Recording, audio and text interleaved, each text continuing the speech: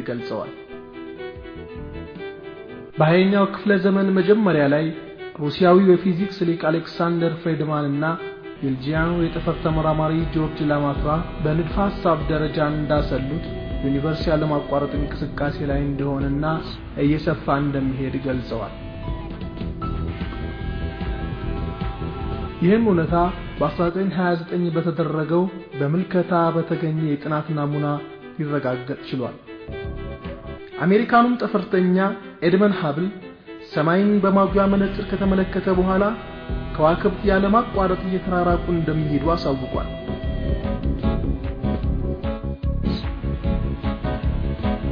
በዩኒቨርሱ ውስጥ ያሉት ሁሉም ነገሮች ያለማቋረጥ እየተራራቁ የሚሄዱ ከሆኑ በተዘዋዋሪ ዩኒቨርስ እየሰፋ እንደሚሄድ ያመለክታል። በቀጠሉት ዓመታት የተካሄዱት ጥናቶችም ዩኒቨርስ ያለማቋረጥ እየሰፋ እንደሚሄድ አረጋግጠዋል። ይህ እውነታ ግን በቁርአን ውስጥ የተነገረው ማንንም ስለዚህ ነገር ባላወቀበት ዘመን ነበር። ይህም ሊሆን የቻለው ቁርአን የዩኒቨርስ ገዢ የሆነው የፈጣሪ ቃል ስለሆነ ነው።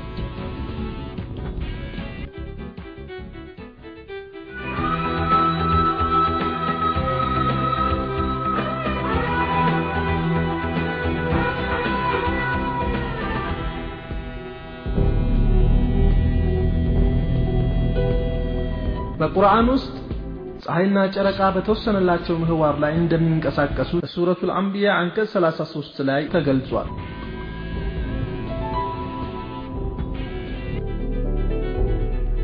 እርሱም ሌሊትንና ቀንን ፀሐይንና ጨረቃንም የፈጠረ ነው። ሁሉም በፈለካቸው ውስጥ ይዋኛሉ።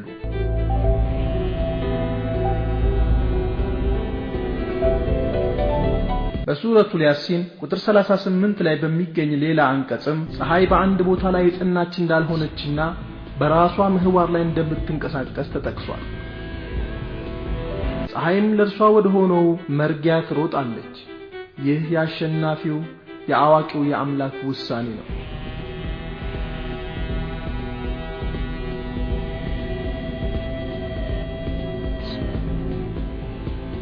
እነዚህ በቁርአን የተላለፉት እውነታዎች አሁን ባለንበት ጊዜ በዩኒቨርስ ላይ በተደረገው የምልከታ ጥናቶች ሊታወቁ የቻሉ ናቸው።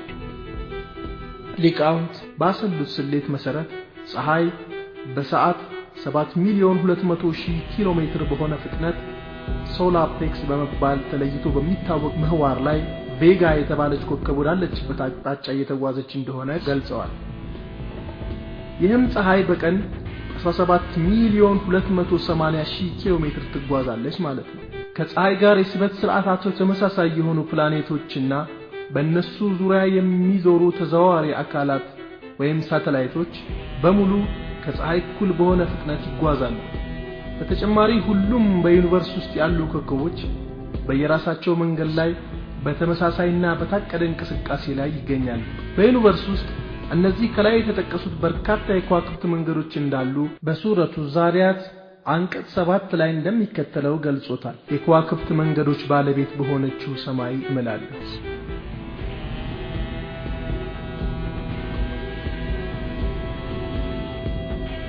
በዩኒቨርስ ውስጥ እያንዳንዳቸው ወደ 200 ቢሊዮን ኮከቦችን የያዙ ወደ 200 ቢሊዮን አካባቢ የሚደርሱ የከዋክብት ክምችቶች ይገኛሉ። አብዛኛዎቹ ኮከቦች የራሳቸው ፕላኔት ሲኖራቸው አብዛኛዎቹ ፕላኔቶች ደግሞ በራሳቸው ዙሪያ የሚሽከረከሩ ተዘዋዋሪ አካላት ወይም ሳተላይት አሏቸው። እነዚህ ሁሉ የሰማይ አካላት ሄቨንሊ ቦዲስ በየራሳቸው ምህዋር ፍጹም በሆነ ስምምነት ስርዓተ ዑደታቸውን ጠብቀው ያለምንም ችግር ከብዙ ቢሊዮን ዓመታት በፊት ጀምሮ እየተንሳፈፉ ይገኛሉ። ከዚህም በተጨማሪ ብዙ ጅራታም ኮከቦች ወይም ኮሜትስ በተወሰነላቸው ምህዋር ላይ ይንቀሳቀሳሉ። የምህዋሮች ጥቅም በዚህ ብቻ አይወሰንም። የከዋክብት ክምችቶችም ወይም ጋላክሲስ በተሰላና በታቀደ ምህዋር በጣም በፍጥነት ይጓዛሉ። በእነዚህ እንቅስቃሴዎች መካከል ማንኛቸውም አካላት የሌላውን አካል መንገድ አያቋርጡም። በእርግጥ አንዳንድ ጋላክሲዎች ወይም የከዋክብት ክምችቶች ከሌሎች ጋላክሲዎች ወይም የከዋክብት ክምችቶች ጋር ሲተላለፉ ተስተውሏል። ያም ሆኖ ግን የትኛውም አካላቸው በፍጹም አይነካካም አይጋጩም። በእርግጥም ቁርአን በወረደበት ዘመን የሰው ልጆች አሁን ያላቸው ህዋን ወይም ስፔስ ከሚሊዮኖቹ ኪሎሜትሮች ርቀት ማየት የሚያስችል ማጉያ መነጽርም ሆነ የተራቀቀ የእይታ ቴክኖሎጂ እንዲሁም ዘመናዊ የፊዚክስም ሆነ የዩኒቨርስ ዕውቀት አልነበራቸው። ስለዚህ በዛን ጊዜ ህዋ ወይም ስፔስ በመንገዶች ወይም ፓዝ እና በምህዋሮች እንደተሞላ ሊታወቅበት የሚያስችል ምንም ሳይንሳዊ ዘዴ አልነበረም። ሆኖም ግን በቁርአኑ አንቀጽ እንደምናየው ይህ ሐቅ ለኛ በቁርአን ውስጥ በግልጽ ተነግሮናል። ምክንያቱም ቁርአን የአላህ ቃል ነውና።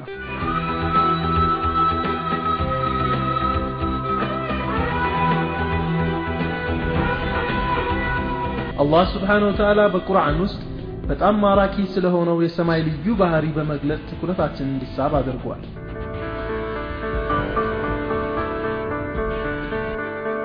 ሰማይንም የተጠበቀ ጣሪያ አደረገ፣ እነሱም ከታምራቶቻችን ዘንጊዎች ናቸው በማለት ሰማይ ከመውደቅ የተጠበቀ ጣሪያ እንደሆነ ገልጾልናል።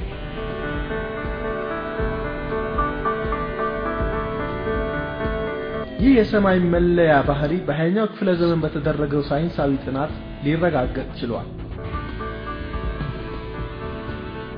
ምድርን ያካበበ አካባቢ አየር በምድር ላይ ህይወትን በማቆየት በኩል ወሳኝ የሆነ ሚና ይጫወታል። ትላልቅና ትናንሽ በራሪ ኮከቦች ወደ ምድር ዘልቀው ህይወት ባላቸው ነገሮች ላይ በመከስከስ ጉዳት እንዳያደርሱ ከባቢው አየር ይከላከላቸዋል።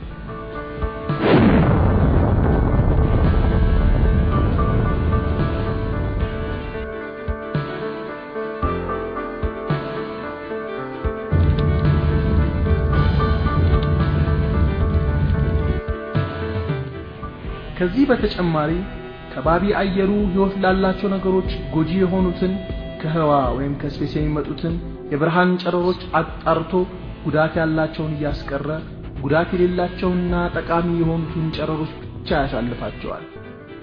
ከሚያሳልፋቸውም ውስጥ አልትራቫዮሌት ጨረሮች በአይን የማይታዩ ብርሃንና የሬዲዮ ሞገዶች ይገኙበታል። ከባቢ አየሩ የሚያሳልፋቸው ጨረሮች በሙሉ ለህይወት በጣም አስፈላጊ የሆኑ ናቸው። አልትራቫዮሌት ጨረሮች ለተክሎች ምግብ ዝግጅትና ፎቶሲንተሲስ ለሁሉም ህይወት ላላቸው ነገሮች በህይወት መቆየት በጣም አስፈላጊ ናቸው።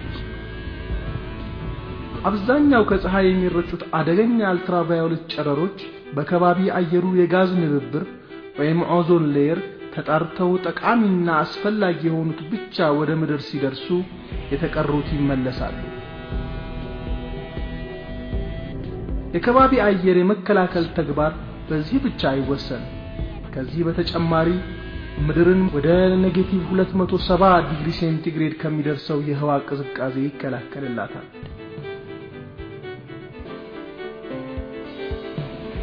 ከከባቢ አየር በተጨማሪ የቫይናሊን መቀነት የሚባሉና በምድር መግነጢሳዊ ስበት ወይም ማግኔቲክ ፊልድ ምክንያት የሚፈጠሩ ንብብሮችን ቢሆኑ ከኮከቦች የሚረጩ ፍንጣሪዎች ምድር ላይ ጉዳት እንዳያደርሱ ይከላከሉላታል።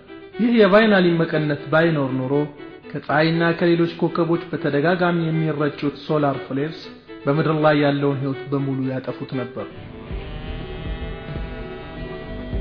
በቅርቡ እንደታወቀው በዚህ አይነት ሁኔታ ከኮከቦችና ከፀሐይ የሚፈጠረው አንዱ ብልጭታ የሚረጨው ኃይል 100 ቢሊዮን የአቶሚክ ቦምቦች ከሚረጩት ኃይል ጋር እኩል ነው። ይህም ሲባል ሂሮሺማ ላይ የተጣለው ቦምብ አንድ ሲሆን 100 ቢሊዮን ሂሮሺማ ላይ እንደተጣለው አይነት ቦምቦች ማለት ነው።